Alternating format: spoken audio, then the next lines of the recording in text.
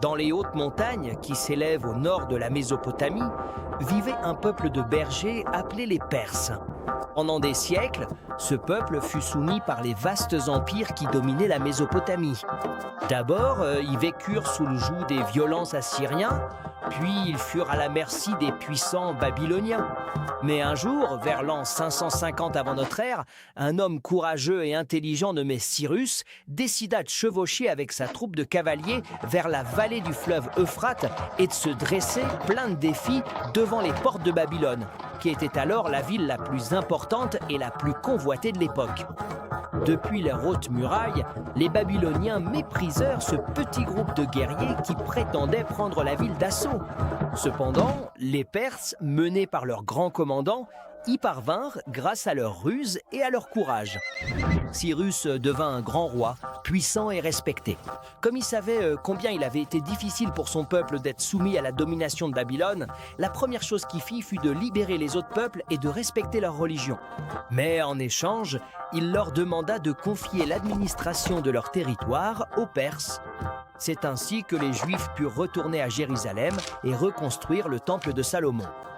Les descendants de Cyrus consolidèrent la puissance perse. Cette nouvelle génération de souverains devint la dynastie achéménide et régna sur la Perse pendant près de 300 ans au cours de sa période de splendeur.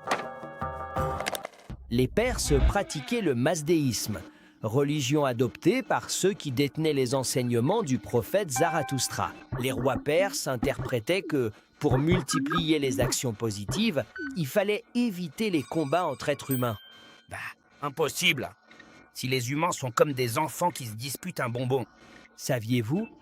Ça peut vous paraître étrange, mais la recette consistait à conquérir tous les êtres humains du monde. Oui! Ils croyaient que ce n'est qu'en parvenant à gouverner tous les peuples de la Terre qu'ils pourraient apporter la paix aux hommes et ainsi propager les forces du bien. Pour la première fois dans l'histoire, est née la nécessité de former un empire universel. Une fois la puissante Babylone conquise, Cyrus s'attaqua aux Lydiens, puis aux cités ioniennes et enfin aux nomades Massagètes qui vivaient dans le Caucase. Mais il mourut au combat. Alors, son fils Cambyse prit le commandement des troupes et ne s'arrêta que lorsqu'il conquit le légendaire empire d'Égypte. Les campagnes menées en Afrique du Nord consolidèrent un immense empire qui finit par englober tous les centres des civilisations les plus anciennes de l'histoire.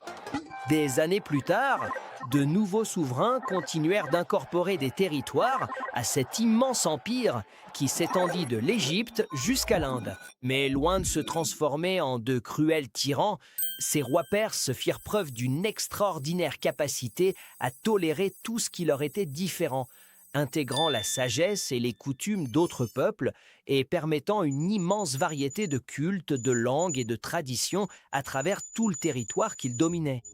Bien souvent, au lieu d'anéantir leurs adversaires, les Perses offraient aux rois des peuples conquis de nouvelles terres à gouverner au sein de l'Empire. Ainsi, ils cherchaient à instaurer la paix et à éviter les sentiments de vengeance.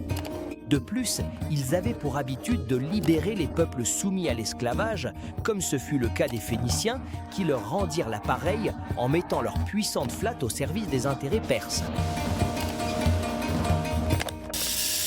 L'organisation de l'Empire perse. L'énorme puissance des Perses reposait sur une armée invincible de soldats recrutés à l'intérieur comme à l'extérieur des frontières de l'Empire, notamment à l'est, au-delà du fleuve Sir-Daria, d'où venaient des cavaliers entraînés à des techniques de tir à l'arc et à la flèche jamais vues auparavant en Occident.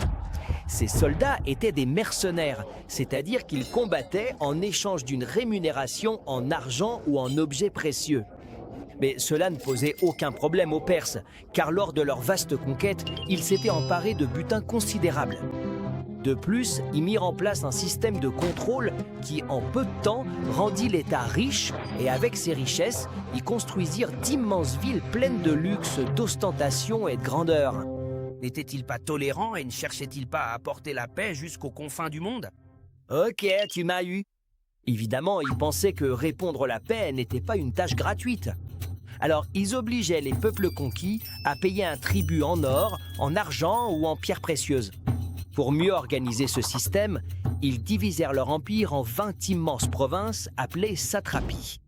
Les satrapies étaient gouvernées par les chefs des peuples locaux, mais dans chacune d'elles se trouvait un représentant de l'empereur perse. C'était le satrape qui, au départ, avait pour fonction de contrôler le bon paiement du fameux tribut. Mais avec le temps, ces gouverneurs astucieux ont fini par acquérir un pouvoir presque illimité. Et dans de nombreux endroits, ils ont abusé de leurs privilèges pour tyranniser la population et s'enrichir avec de l'argent qui n'arrivait jamais à l'empereur. Voilà pourquoi on continue d'appeler satrapes les personnes mesquines et profiteuses. C'est ça. Tu sais ce que l'empereur a fait pour contrôler ces satrapies? Il a créé la première... La police secrète nationale. Oui! Pour éviter les excès des satrapes, les rois perses envoyaient des espions qui étaient obligés de recueillir des informations et de les transmettre directement à lui. Ce service secret était d'une telle confiance qu'on l'appelait les yeux et les oreilles du roi. Utilisons notre boussole du temps pour voir quels autres empires ont cherché à gouverner le monde entier. Les Perses ont été les premiers de l'histoire à vouloir s'emparer de tout le monde connu et à créer un empire universel. Mais pensez-vous qu'ils aient été les seuls à désirer un plan aussi ambitieux? Les Perses ont été les premiers, mais pas les seuls. Peu de temps après avoir atteint son apogée, en 334 avant Jésus-Christ, un jeune général d'origine grecque nommé Alexandre voulut devenir le plus grand conquérant de l'histoire. Et il y parvint. En prenant d'assaut toutes les villes qui avaient appartenu aux Perses, il alla jusqu'en Inde. Mais l'histoire ne s'arrête pas. 400 ans plus tard, au IIe siècle après Jésus-Christ, les Romains ont étendu leur territoire jusqu'à former le plus grand empire que l'Antiquité ait jamais connu. De l'océan Atlantique jusqu'au fleuve Euphrate et de l'Angleterre jusqu'au désert du Sahara. Environ 500 ans plus tard, en 632 après Jésus-Christ, les musulmans sont partis d'Arabie avec la mission de convertir tous les êtres du monde à la foi islamique. Et en moins de 100 ans, ils ont conquis un immense empire qui s'étendait de l'actuelle Espagne jusqu'à l'Inde. Dans le prochain épisode, personne ne pouvait rivaliser avec l'invincible armée des Perses. Personne, sauf quelques petites cités côtières de la Méditerranée. L'empereur Darius, qui se considérait comme le maître du monde, ne toléra pas une telle insurrection.